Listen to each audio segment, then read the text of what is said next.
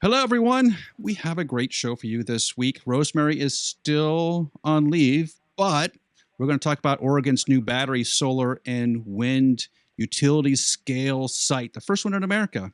And the UK is talking about capping renewable power revenues to keep energy prices down. We're going to jump over to the Nordic countries and talk about some wooden wind turbine towers. We've talked about these in the past, but now we want to share with you that they're moving forward. They've got a letter of intent from RES, so that's cool for them. Also going into 10 megawatt plus onshore wind turbines. Do you think it can happen? Do we think it can happen? The CEO of Nordex believes that is the future.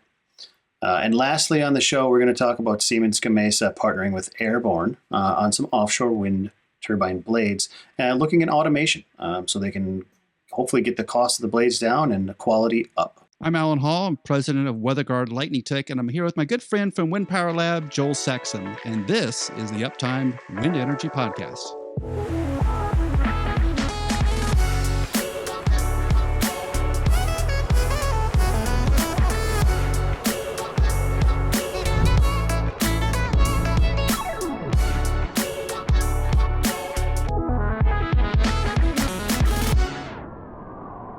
All right, Joel, there's a new renewable energy plant up in Oregon, about 200 miles directly east of Portland, if you know your geography on the northwest coast of America. It's the Wheatridge Renewable Energy Facility. It's the first utility-scale development in North America that combines wind, solar, and battery storage. And it's hard to believe that that's the first one, but it's the first one. And the plant is a combination effort between NextAir Energy Resources. NextAir is a big wind provider across the country, and Portland General Electric, which has had some problems with wind turbines in the recent past. So I'm glad they're hooked up with NextAir on this project. They have 300 megawatts of wind generated by 120 GE turbines. They have 50 megawatts of solar panels and 30 megawatts of battery storage, and they estimate they can provide power to 100,000 homes. Is this the future for America? Man, I think so. If I step into some developer shoes, I'm thinking less permit costs, less headache. Yeah. You know, developing on one side, if you get permission from this hunk of land and we can put all these things here, it also, in my mind, and I haven't seen the business model, of course, but in my mind, O&M costs become cheaper, transmission lines become cheaper, connecting to the grid all is in one spot. So you're not having to build, roads and pads and this and that in 3 different locations. It's boom, it's all in one.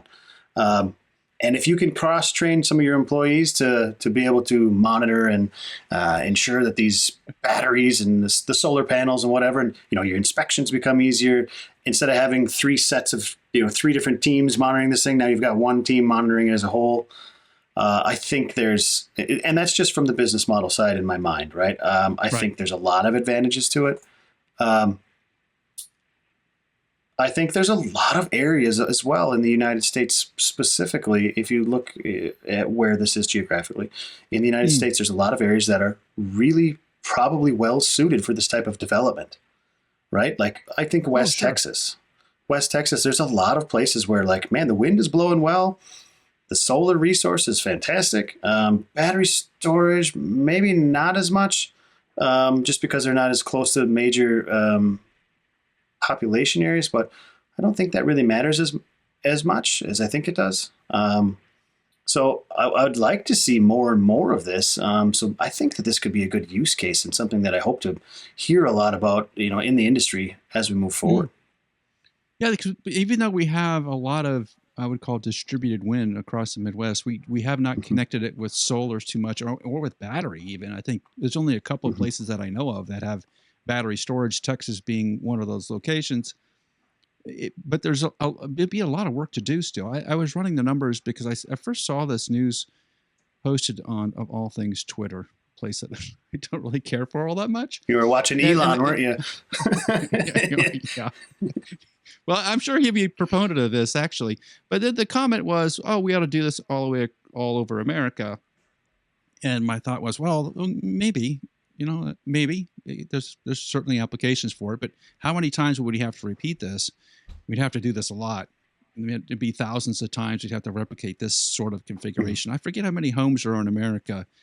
I want to say 140 million, but that sounds like a lot. Maybe it's 14 million. It's something around those numbers. So we'd have to do this in a lot of different places, and America is just not set up for that. Maybe Oregon is, but New York City and some of those areas are just too population dense to even think about it. I'm thinking about the numbers here as well. So 300 megawatt, that's 120 GEs at what? They're the 2.6s or something. Yeah. Yeah, so the 2X platforms. Those are good platforms. You start to see a lot of those around the country. So 300 megawatts of wind that's a sizable wind project. I think the biggest one in the U.S. is just under a gigawatt, right? The biggest one's like 998 or whatever. So that's a decent size. Yeah, that's a decent size wind installation. 50 megawatts of photovoltaic, so of utility scale solar, decent size, but not that big, right? I've heard of a lot bigger. 30 megawatt battery. Now I don't know what they're using for battery. If this 30 megawatt kind of sounds like it might just be a lithium type site. It does. Mm-hmm. Yeah, that's not massive, but still good. Every little bit we can add to the grid is good, especially at good interconnections and whatnot. So maybe this is just a test, right? I'm thinking that one big, and I can't remember the name of it, but the one they're looking at putting in southern Wyoming, where it's supposed to be like 3 gigawatts of wind over the next 15 years you're installing. It's going to Vegas with the cable. Yeah, the transmission line goes to Vegas, yes. Yeah, I'm thinking that site, now that whole site is the site is massive. Right. But maybe there's a couple of locations on that site where you can filter in some solar and stuff like that, and I don't know with the snow in Wyoming if it's feasible or not, but I think that it's a really good idea to lower the levelized cost of energy. Also, my mind always shifts into the financial markets and these kind of things. So insurance-wise could be better. Or could be worse, because if everything is stuck to, if the battery storage is right next to the solar panels, something happens. Next to the wind turbine, right? Yeah. There might be more risk there. I don't know if a turbine throws a blade and it lands in the middle of the solar panels. That could be bad. But you're also centralizing risk so I'm thinking now hailstorm comes through. Now you got solar panel problems. You got wind turbine blades, nacelles, spinners, all these problems. But you're going to have that no matter what. So there's going to be risk associated. Yeah. Go ahead. I like it. I like the idea. I think it's cost efficient of spend from NextEra and Portland General Electric. Some people refer to it as PGE, not to be confused with Pacific Gas and Electric out of California, because not a whole lot of people are happy with those guys these days. No. But yeah, I like the concept, and I want to hear more on it. I want to see how the development process goes, and if possible, I'd love to see more of the commercial model behind it. Well, what Rosemary would say is, why did it take America so long? We've been doing it in Australia for 10 years or 20 years or something, right? It's something that the United States has not been a leader in this sort of combo. And I know Australia has for a while. And so I thought this had already happened when I saw this utility scale combo featured. I thought, oh, come on. Is that really the first one? But I guess it is. So we have a long way to go. It's still a long way to go. So Joel, the problem with natural gas prices coming out of Eastern Europe and other places is causing a problem in the United Kingdom. And so the electricity prices are expected to, quote unquote, skyrocket over the next couple of months. They've already gone up considerably in the last several months since the spring. But the UK is proposing a cap on revenues of renewable power producers in an attempt to keep prices stable for consumers. So the Department of Business, Energy, and Industrial Strategy, now that's one heck of goes with a cup of tea. Discussed this proposal with some of the largest renewable energy companies, all behind closed doors. And I hate that when I read they were negotiating behind closed doors, because it just shouldn't be behind closed doors. Not fair. Yeah. The energy producers are just getting throttled, I'm sure. So the proposed cap will limit revenues and take the additional revenue and redistribute them back, in theory, to the consumers. And so the threat of these record energy prices this winter is of massive concern to the UK government and to the citizens, but it seems like the politicians are really focused on it because the government is a little unstable at the minute. So the UK government is essentially pushing for long-term fixed price contracts, PPAs, but I guess they don't have them at the moment. So they're going to try to force it that way. And they're trying, in a weird way, they're trying to decouple renewable energy prices from natural gas prices. And I don't know if that has been done anywhere on the planet yet. I think this may be the first attempt to decouple them, but it seems like something very hard to decouple just because of the way the marketplace works. So British lawmakers have approved a 25% windfall tax on oil and gas producers earlier this year. So that there's a sort of a foundation for this process to happen. But now that the European Union is talking about doing something very similar, it seems like the United Kingdom is going to be in a similar vein. So in the European Union, the European Commission has proposed setting a price limit of 180 euros per megawatt hour. So that's about $180 per megawatt hour, roughly, which is still a pretty good price. Yeah, that's about about 3 times what it is in the States at the moment. So does this, Joel? I mean, are we going to see more of this? And I'll put another little wrinkle to this. The French government has essentially nationalized the French power producers, and Germany is in the process of doing something very similar. The UK hasn't made that move yet, but this essentially would do that. When you're capping profits, you're essentially taking over the marketplace. Is this a short-term thing that's going to happen, or do you see this because of the issues in Eastern Europe? Do you think this is going to be more of a long-term play? Well, the first thing that comes to my mind is PPA, right? So when we're in the U.S. and we're looking at PPAs, they are a lot of times from development assigned to PPA will get you your financing, and that PPA will be sometimes 20 years, right? So if you're talking 20 years, so if they say this is what we want you to cap it at, okay, then everybody has to adjust their operating model to operate their assets effectively at 180 euros per megawatt or per megawatt hour. So if everybody has to get to that point, and then they want to look towards a long-term fixed price PPA, you're essentially taking the capital, like the capitalism portion and the profit making, the revenue out of the industry. I think that it makes it not a non-starter for some people, or they don't want to go to it, right? So if you're like a Scottish Power who has all kinds of different assets, like you're going to start swinging your capital somewhere else. You know what I mean? I think you have to, right? You almost have to. With the Nord Stream, like the Nord Stream pipeline thing that kept blowing up, that we're still trying to investigate who did it last week or 2 weeks ago. Energy security and supply security is a big portion of this department, business, energy strategy, and industrial yada yada group is probably trying to take part in. All of Europe is looking at it that way. The rest of the world should take notice on thinking about energy security. I 100% agree with that. But I don't know if capping the profitability of renewables is the way to do that.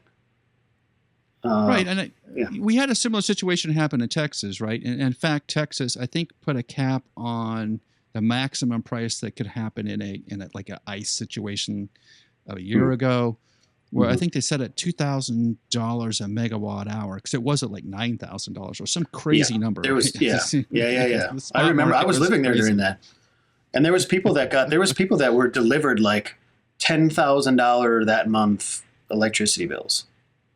Like, wow, that's crazy. There's a limit that you should hit an extreme on, right? Like the general public shouldn't have to be at that, you know. So I know, I'm here. How does that work, though? I mean, how does it work? Let me ask: how would this functionally work? If you're going to set a limit, or like a European case, the European Commission is talking about setting a limit, or in the UK case, there's basically limiting revenues to some number. What do you do with the excess? Like, what does the government do with that? Because it's going into their coffers. They'd And use it then as a what? subsidy. I think they would have to subsidize. But if you're capping at a certain height, then the extreme cost doesn't get passed on to the consumer. They get capped at that 180, so they know that their power bill can Right. only get to be so much. So if there's Right. extra money to be had and it goes into a fund, then I would say that that fund would get redistributed across the power generating companies. But isn't that just where the process goes sideways, right? I think that's in the United States, Yeah. the process would go sideways there because they wouldn't redistribute. So in the it. United States, I'll give you I'll give you an example here, and this isn't exactly the same, but this is on the other side. So we're talking here in this example, power company, government, and they're negotiating between the two of them, Right. and the consumers just have to take as they get. Right. I'm in northern Wisconsin, backed into my hometown here in Hayward, and it's beautiful. It's fall colors and everything. We were talking about this off line, but today it got down to, this morning was 27 degrees. So it's already, I mean, it's October and it's 27 degrees already. So it's getting cold. One of the things that they do up here, now this isn't a negotiation between the government and the power companies, but it's the power energy companies and the consumer. So you can be a part of a co-op. You can be a part of just a, Right. a regular. So like a thing they do is, hey, pre-buy your propane for the winter. Prepay. So you prepay. So you as the consumer can hunt for when the levels are good, and then you say, boom, I want 3,000 gallons of propane at that price Yeah. for the next year. And they go, okay, you're locked in at that price. Now that's a gamble that the power companies or gas companies have to take to get cash flow all year round. But sometimes they get burned. Sometimes the consumer gets burned. Sure they do. But that's a hedge, right? I think the marketplace, energy marketplace, is full of hedges, and that's the market controlling it.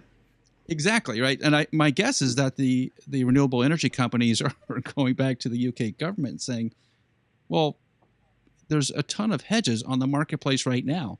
Buy one. Mm-hmm. Yeah. Because we're selling hedges at the moment. Just buy some. So you know what that power price is going to be. Because you think typically in any fuel market, energy market, there is a marketplace to figure out. You can do at least 12 months ahead, sometimes several years ahead. And it happens in aviation all the time. I would say that the energy marketplace over in the UK already has some sort of system somewhat like that. So the energy companies have an understanding of what their income levels are, and you're just going to really rock the boat on them because now they don't know what the revenues are, right? So the investments just go away. They just have to stop. Yeah, exactly. It's too risky. So this is an article and a thing we're talking about in the UK. But I just spent a week with my compadres in Denmark. This is a very real conversation amongst them as well. People are scared for this winter in Europe because the energy prices are and there's no cap to it. When's it going to stop? When's the bleeding going to stop? So at some level, as much as I hate to say this out loud, and please nobody record this. I guess we're recording now, but the government has to step in and do something to protect the consumers from things that are happening outside of their borders. I agree with you. I think this is a short-term situation that the U.S. really stepped into. I feel somehow culpable in this mess just because I'm a U.S. citizen, but holy moly, the U.S. sort of created the situation that exists right now in Eastern Europe, and we are not I get the discussions that I've seen in the newspapers, the Wall Street Journal, New York Times, some other places are saying we're not going to help Europe this winter. We're going to keep all that energy in America. And it is astonishing to me that the United States, which was in part responsible for what's happening in Eastern Europe, is not going to then try to help. Yeah. that's continent. I don't understand it. It makes no sense to me. We should be sending, in my opinion, us and Canada should be sending natural gas LNG tankers straight across the Atlantic. That's what we should. I think on the open market we are, right? I think on the open market we are. If you look at, I did do some research and looking to where the LNG shipments are going. The U.S. is on the open marketplace sending LNG over to Europe. Not at maybe levels that have any significant impact on the pricing, which is odd because it doesn't sound like the supplies are short. In Germany, it sounds like has plenty of supplies to get through, quote unquote, April, whatever that means. I don't know if that just means the housing stock, the homes are going to be heated, or does that mean all of industry in Germany's up and running through April? I don't know yet. There's a bunch of discussion about that. But it seems like the United States has the most likely case of being able to support Europe at least for a couple of months, because it also sounds like the Middle East is going to raise oil prices or cut production to raise oil prices, which is not helping that. And I feel also like the United States contributed to that situation with OPEC or OPEC plus, what they call it, OPEC plus Russia, that somehow we're in the middle of this and we can't stop causing pain. The Saudis have got a whole new Gulf League to pay for private jets and whatnot, so they got to raise oil prices a little bit. Right. I know. When I was up in Canada, up in Newfoundland, 2 months ago, there was this big. The German chancellor came over and met with Trudeau, and they had this big signing about hydrogen stuff. And I'm sitting there thinking to myself, like, man, they're exporting so much so many barrels of hydrocarbon every day to the west side of the country. Why don't, instead of them talking about hydrogen right now, bring it this way? Because your conversation, you're saying it sounds like they have enough to get through. So are the sky high prices just worry in the market? Is it the financial markets just going, we don't know, so shh? Because it sounds like right now it's there, but the risk has to be hedged. And by that, it's raise prices when you can, because eventually if it gets too bad, the government will step in and, like they're doing here, or proposing to do here, cap it at 180 euros. Now, I want to shift gears 1 second. 180 euros, if that's the cap, that is an easy price to run in operation. A renewable energy. Like you're profitable big time at 180 megawatts an hour. Yes, you so are, yes. That's not going to it's going to take away maybe a couple of fancy dinners and private jet flights, but 180 euros a megawatt hour is nothing to sneeze at. So if your operating budget is at that or above that, you've already got a problem. So I don't know if there is any kind of, I don't know what the government subsidies or help is in the UK for getting renewable generation installed. I don't know what that is. I'm not an expert on that. But I want to hope this doesn't curb any of it, because they've got big goals over there just like we do. Yeah, the longer term play should still be in focus. We seem to be all of a sudden focused on the next couple of months, and maybe rightly we should be, until the situation calms down a little bit. But we can't also lose the longer term picture. And it feels like if we start putting these systems in place, that government starts taking revenue away. They don't like to undo those revenue sources to the government, and so they'll tend to stay. And that's going to hurt long term, I think. It's just more to watch. And as you said, as it starts to get cold in the United States, it's starting to get cold in Europe. There's a lot more of this to come. Get the latest on wind industry news, business, and technology sent straight to you every week. Sign up for the Uptime Tech newsletter at weatherguardwind.com/news. So Swedish wood wind turbine maker Modvion announced a deal with global wind developer RES. Now, Joel, you're like, what? What is this all about? When I saw this news article, that okay, this is interesting. So they have a letter of intent between RES and Modvion, and will have RES promoting wood towers to projects in Nordic countries. When they say Nordic, I assume that means Netherlands, Denmark, Sweden, Norway, pretty much, right? That's where the big boom is. I'd say Norway, Sweden, Finland. That would be the three. Oh, Finland. Oh, yeah. Okay. Yeah. Oh, that would make sense. All right. So the agreement is looking to yield about 20 towers per year for 10 years, beginning in 2026. So it goes from 2026 to 2036, and the contract's worth about $350 million US dollars. Now this is the part that doesn't make any sense. So if you start doing the math on that, that's about a little over $1.5 million per turbine tower.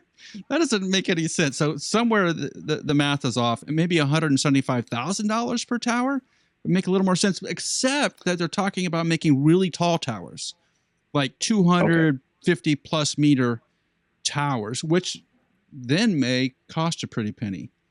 Yeah. But but Modvion has been backed by Vestas. They have a couple of investors into that company. It's not a very large company at the moment, but it will have to be if it's starting to produce towers at quantity. But are wood towers the way to get to these 200, 300 meter hub heights for better wind? Is that where all this is going? Does it make sense? If there's a structural thing there that having that fibrous moving kind of thing that can absorb some wind, absorb some impact or something of the sort, then there's something I don't know about here. But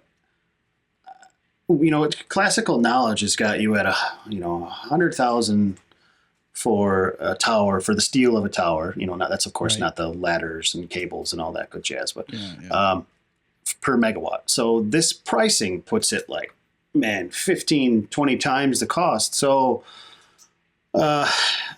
maybe it was in Danish krona. So that would put those 1.75 million back down. Yeah, I don't know. Right. So divided by 7. Yeah. Yeah. I like, we've talked about this in the past and I like the concept of it, but if it's that's cost prohibitive. That's going the other way that the wind industry needs to go, raising the levelized cost of energy. And that is unless there's some kind of structural thing here that makes these better or more resilient to damage or something. Is it the shipment part of the tower delivery that is causing a problem? Because obviously you can make these wood towers in segments. You can do that with steel too. Obviously. Yeah, you do it with steel too. I mean, even if you're charging $10,000 a truckload, there's 5 sections for each tower. I mean, it's $50,000 to move them. That's peanuts. From the port of Houston to West Texas or Oklahoma or whatever, $50,000 is that. Unless you get stuck on a train tracks and the train takes it out, then you got big problems. But we've seen that happen. Yeah. I just hope for the sake of the industry, and maybe someone from Modvion would love to chat with us, but I hope for the sake of the industry that this isn't a big greenwashing thing, because I don't see the financial feasibility of it at least from the 5 bullet points we're looking at here in a quick article, right? Maybe there's more to it than we don't know. Or is it just to kickstart the company and start to build a little bit of scale, that the prices will come down when they start to scale up a little bit? Quantity changes everything. That could absolutely be. But when I look at it, say the agreement, we're looking at 20 towers per year for 10 years. That's 200 towers and could be worth $350 million. If that $350 million number says 20 minimum per year for 10 years, up to 100 or something like that, and that's where the 350 million is, and we're just kind of not seeing it right here in the press release, then there's something there, because I believe it's just like everything else we talk about. Especially with Rosemary. Okay, so what is the amount of time that this technology is going to be more affordable, help levelize cost of energy out right now? If it's a startup and it's the first 10 towers are going to be 1.5 million, but the next ones are going to be 1, and then year 3 they're 500, and year 4 they're 100. Then they've got something cooking because it's sustainable then, and you're not. And the thing I keep going with talking the last section, energy security. Now the Nordic countries won't have to rely on South Korea and India and Brazil for steel. That's what I was wondering. Is it a steel play? Obviously, the shipping is part of that, but is it a steel play? They can reduce the amount of steel usage, and that there's a cost savings and a carbon dioxide elimination by using wood instead of steel, because making steel creates a lot of CO2, obviously. So is it the combo that they're getting? I won't use the word greenwashing, but is it a credit system because they're cutting an amount of carbon from being produced because they're not making the steel towers, that's a benefit to them?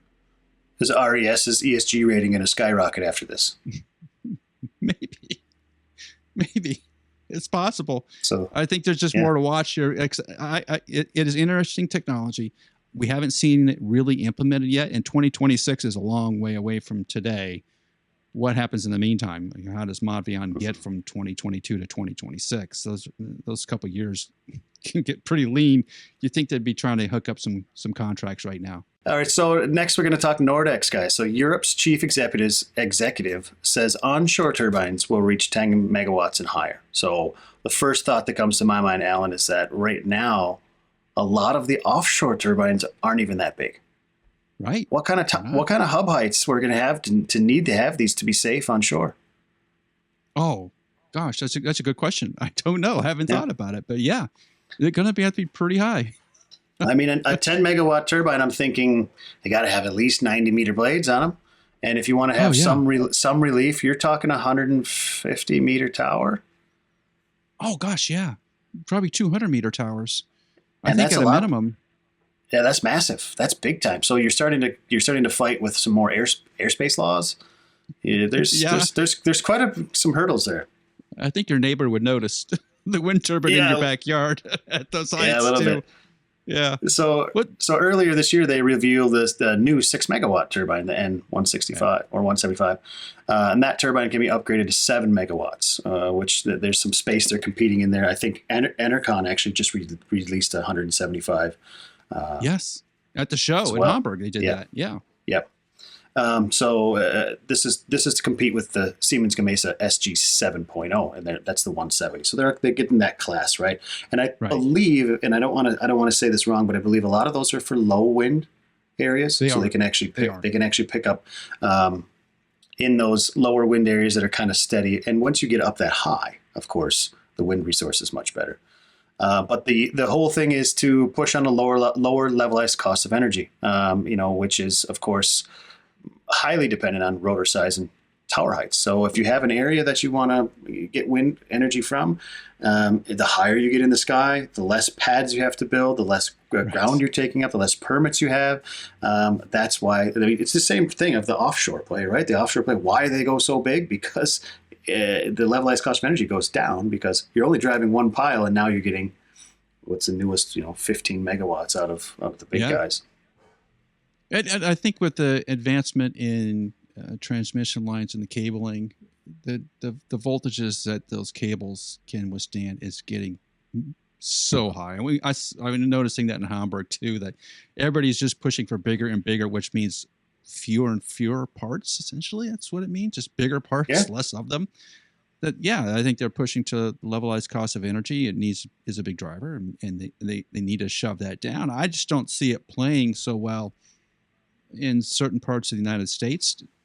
You're talking about 5 times what we have right now in America. Most of the turbines in America are 2 megawatts for the most part. So if you're 5xing that, wow, those turbines are going to get really big.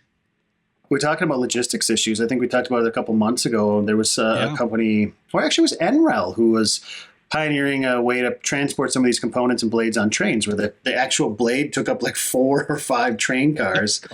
Right. So I guess you might be limited to wherever there's rail, you can build these things, because I don't see 100, so I'm just going stupid math, folks, 90 meter blade.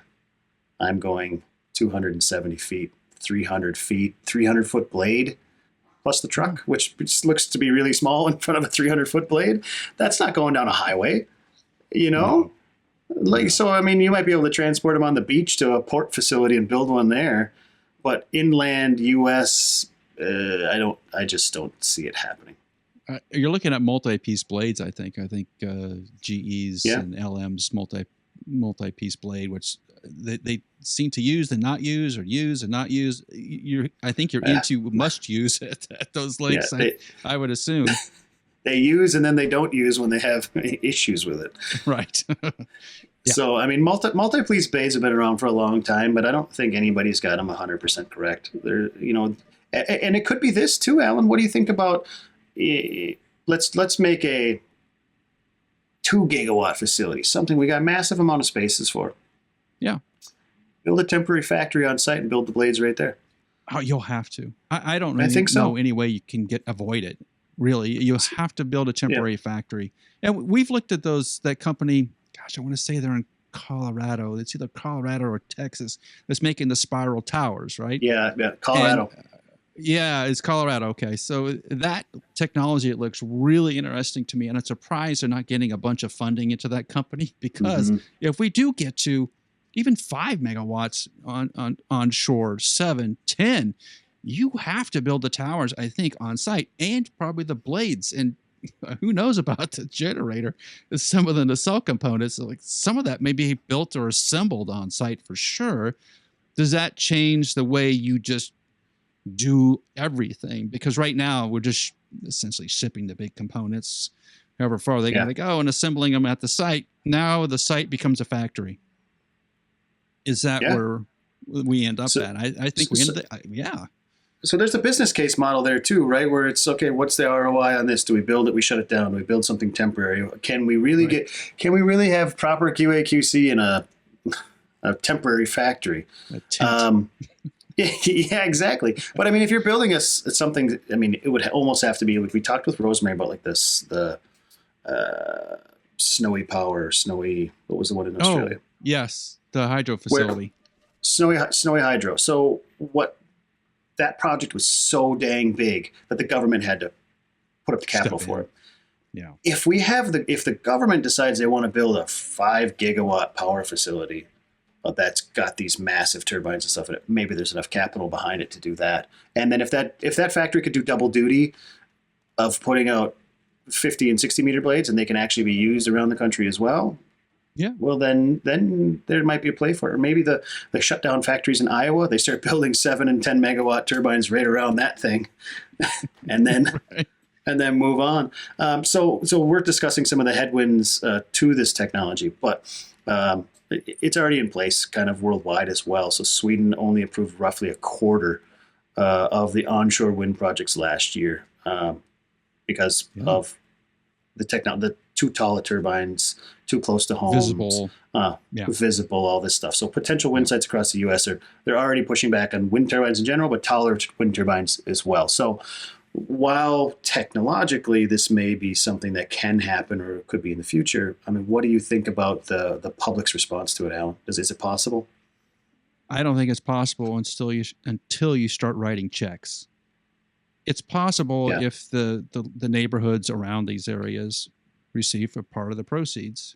That seems to make everybody want to work together for the quote unquote greater good.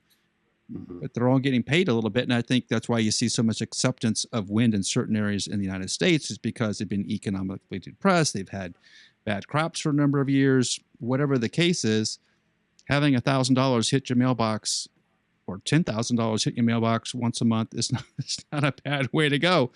And you would think that, particularly in the United States, because the U.S. government does control massive amount of territory. The number sticks in my head for like Utah. I think the federal government has claimed like a third of Utah. It's federal property. Hundreds of millions of acres all over the place. Right. And I'll give you the it's up in Alaska, so the ANWR discussion about drilling in ANWR all the time. All right, maybe we don't drill for petroleum there. Fine, but maybe we put 50, 10 megawatt turbines up there and create this massive wind facility. Maybe wind that's always blows. What you do. Right, you create these wind sites. Right, you create these wind sites on federal lands such that pretty much no one lives in those federal lands. At least it's severely reduced. There's no big cities on federal land for the most part in the states. That it may be a little bit easier to do and to permit. Maybe that's where these things end up, because I don't see, 3 megawatts. I mean, I'm thinking out in the future, 4 megawatts, 5 megawatts seems like probably the limit you're going to see anywhere near a populated area. After that, I think you're right that you're going to run into problems. Yeah, I mean, I just Googled it real quick. The Bureau of Land Management, which is the big federal agency. There's other ones that manage land as well, but in the U.S., 245 million acres. Wow. That's a 10% of American land, and most of it's in the West. There isn't much BLM land until you hit Colorado and Wyoming, New Mexico. Right. Like it's all over there. It's doable. It's a doable plan if you want to get to condensed areas of high energy production. That's how you would do it.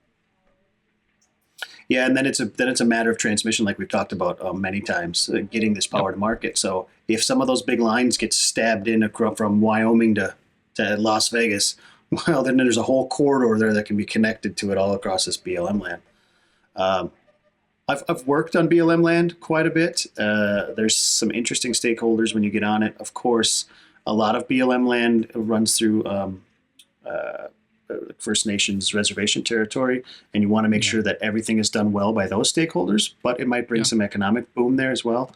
Sure. I do know that the archaeological and environmental studies through there would take forever. I mean, you're worse than offshore because you can actually walk there and see it. Right.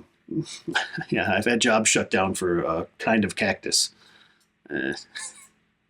Yeah. But, well, here's a good question. If because you can do these, if we say we go to 10, 15, maybe 20 megawatts onshore, because it will have to be more remotely located, but those feeder lines also become like the Route 66 of 2030, right? Wherever there's energy is where towns and industry is going to develop, because you can't get it, or that's the cheapest place, right? We're already seeing it in Amazon with the Amazon Web Services and some of those YouTube and others, where they're locating their businesses where the energy prices are the lowest cost, right? So you're seeing a shift out of California, where energy prices are super high, and the East Coast moving to the middle of the United States, like Iowa, because the prices are less. And it's weirdly enough, creating these bigger centers for wind and solar, which will happen too, may change the demographics of the United States, just because that's where power is.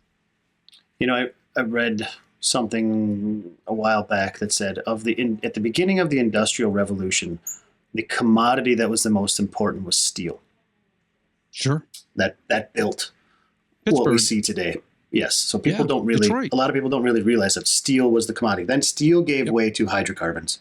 And hydrocarbons as the commodity carried us all the way until now, basically. And then there was the article went on to say that the commodity of the future is going to be data. And so you're starting to see this massive amount of data collections. You just talk Amazon Web Services and things like that, right? And then at the end of the article, before they went to their conclusion and kind of walked through this thing, they said, but it might not be data. It might just basically be energy. It's got to be energy. We're starting to see that, I mean, at a global scale, everywhere we're talking about. One event in Eastern Europe has caused this massive crisis worldwide in energy prices, energy production, energy usage. And as we grow as a society, we're only going to absorb more. I mean, I walked into a friend's house the other day, and it was like, this kid had an iPad, this kid was on an iPhone, laptop here, TV on there. And while electronics are more efficient than they were, just the amount of consumption of electricity, electric car charging in the garage, it's going to change the way we see the future, right? For the generations to come, I think. So the Silicon Valley situation may not happen in Silicon Valley. It may, because that's where aerospace was at the time. And so Silicon Valley is an outgrowth of aerospace companies. It could be where the transmission lines are, which is a fascinating way to think about it. Yeah. And you're going to start to see possibly, little societies, little communities and stuff pop up where they weren't before, or where they were before, and then they grow back up. We talked last week about in Nebraska with the county where they had the U.S. military had some installations, missiles, and they wouldn't put wind there. That county had 645 people in it. In New York City, that's a block, one building. Yeah, it's one building of people. So now if you start to get the new arteries, the lifeblood of what rural America is for power generation, crisscrossed by transmission lines, that might spur on, I mean, of course there's jobs there, but that might spur on economic activity in all these locations. Well, it already has, in a sense. I think we're just not paying attention to it. Panasonic's going to put about $4 billion into eastern Kansas and rural Kansas to build a battery factory. And they're talking about doing that same thing in Oklahoma, not 200 miles south of there, in sort of south of Tulsa. There's area in there where they're talking about doing the same thing. They're going to make a second plant, but it has to do with, you think, in part, of lower cost of energy for this lithium battery factory, which is going to feed, I think, Tesla down in Texas. So you're already seeing the shift towards lower cost energy sites, where industries moving out of the bigger cities and more expensive cities, are moving out of Chicago, they're moving out of New York, they're moving out of, Detroit and moving to places where it's just less expensive, and where the energy corridor is moving to is Texas to Iowa right now. And it's in its infancy. We're not talking about it like we should, but it is definitely happening. And the energy companies know it. You want to talk about onshoring manufacturing as we do, we would like to see. Do it. Again, as a business case, you bring it to where the hired help is cheaper. Don't go stick them in Detroit where the unions will gouge you. Go to Oklahoma where people are happy to have a job that pays a good wage. Yeah, no it's changing the demographics. I love Oklahoma. No, yeah.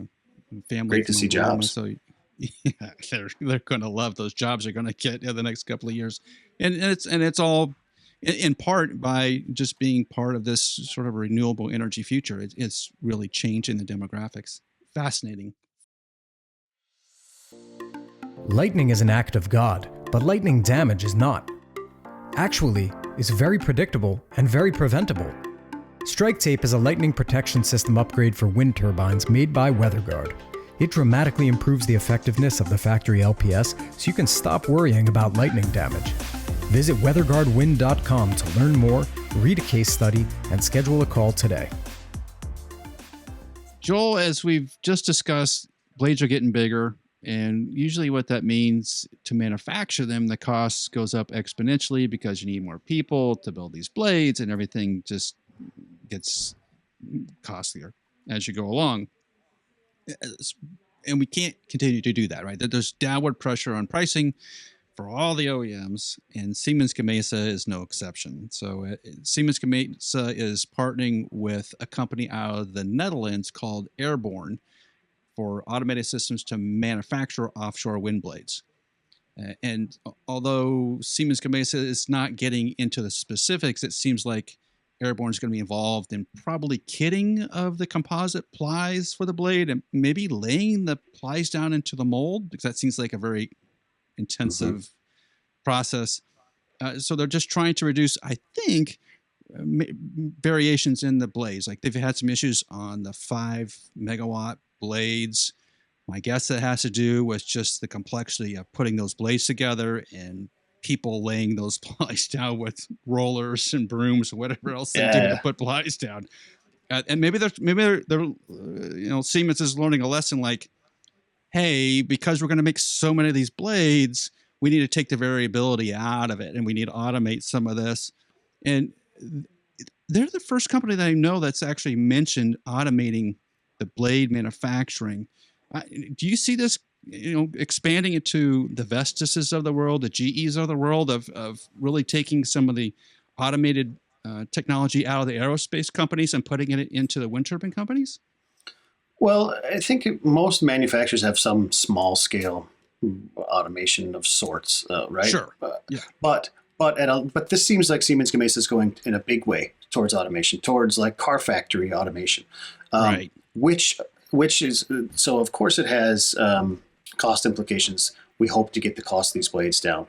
We hope to get the quality up. These kinds of things. Less people, more robotics, consistency. Yeah. But that's the big thing I want to touch on here, right? We've talked about this many times.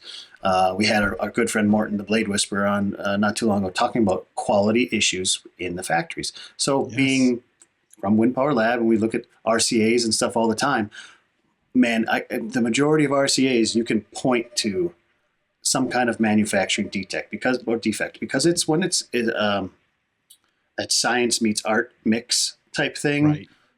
That's when you run into trouble.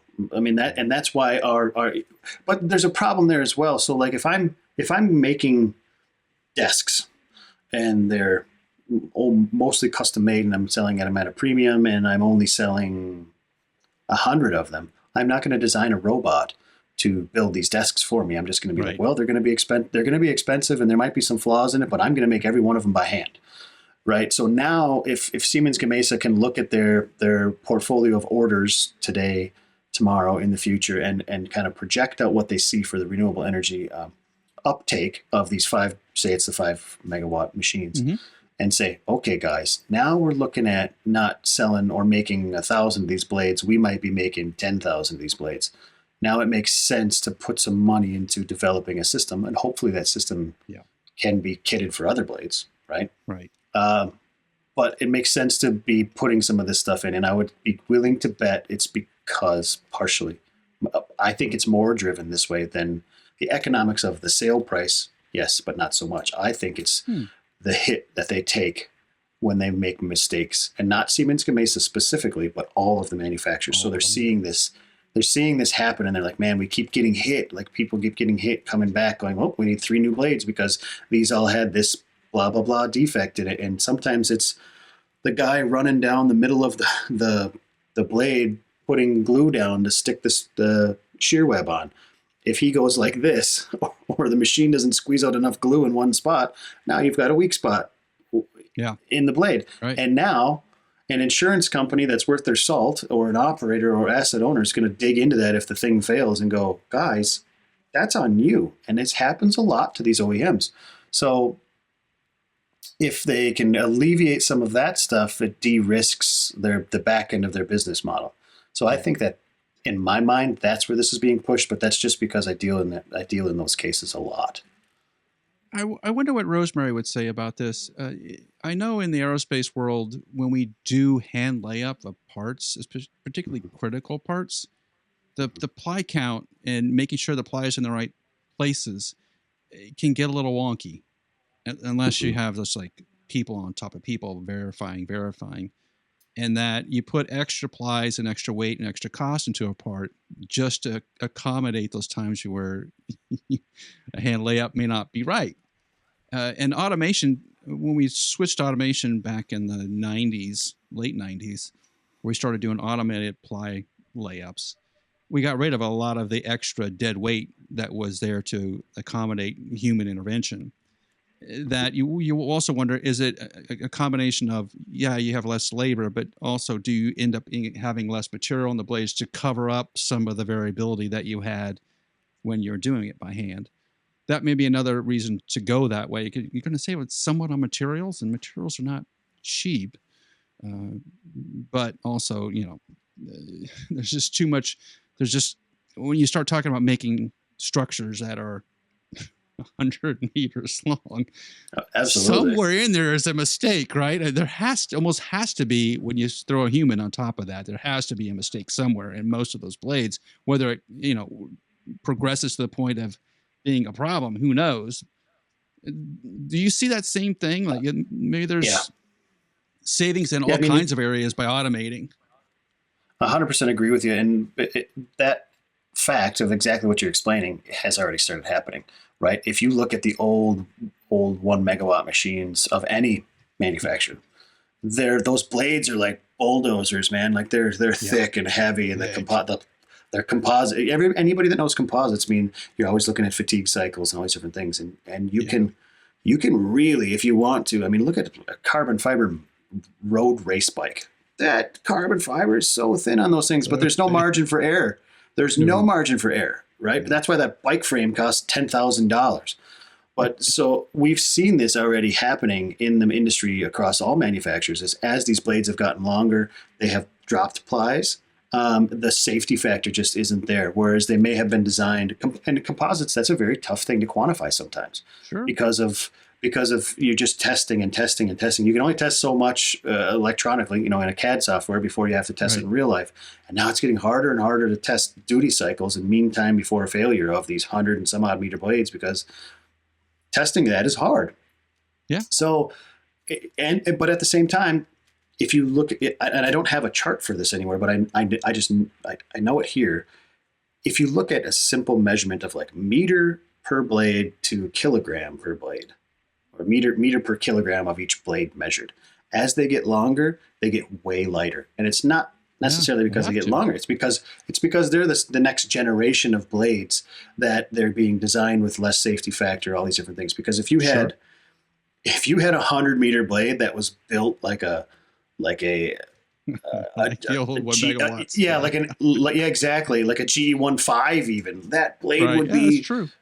It would be as heavy as I don't even know how to, a blue whale. Like, it would be so much. It would be so big and heavy. And then you get to the point where, and this is why this is happening, right? Bearings drivetrain, nacelles, the weight Everything on top else of the adds tower, up. everything has to get bigger and bigger and bigger. So Yeah. that's why the safety factor of the composites has gone down, but the design level and knowledge has gone up. But you still, then you're less, or you're more prone to an error when there is a little bit of a, like you said, that human involvement, the human factor, where they make a mistake. So yeah, you got to be careful with that, right? So as they take manufacturing errors out of the system, well, the errors start to point to to the engineering group. That's where the errors start to accumulate, right? So, manufacturing, we have all this quality documentation. We have an automated system. We don't make mistakes. The only mistake that's happening down here, fellas, is your design. Everybody, that's what happened at aerospace. It happened in a big way at a company I worked for. Like, oh, dang it. yeah, that's totally on the engineers. So yeah, I mean, but it does then, like you said, put more emphasis on the engineering side to make sure that you're really understanding all the blade failure modes, the vibration modes, the flexing modes, the twisting, the bending, all the sort of secondary effects that we wouldn't pay attention on 1 megawatt blades. But yeah, when we get to 15, 20 megawatt blades, we're going to be paying a lot more attention. So it's going to be much more work, you'd think, on the engineering side, just verifying because each blade is so expensive. Interesting change. I want to learn more about what Siemens Gamesa is talking to Airborne about. And they haven't publicized enough yet to get our teeth into it. But when they do, I want to follow up with this because this is probably the future of wind blades manufacturing. That's going to do it for this week's Uptime Wind Energy podcast. Thanks for listening. Please take a moment and give us a 5-star rating on your podcast platform. Be sure to subscribe in the show notes below to Uptime Tech News, our weekly newsletter, as well as Rosemary's YouTube channel, Engineering with Rosie. And we'll see you here next week on the Uptime Wind Energy podcast.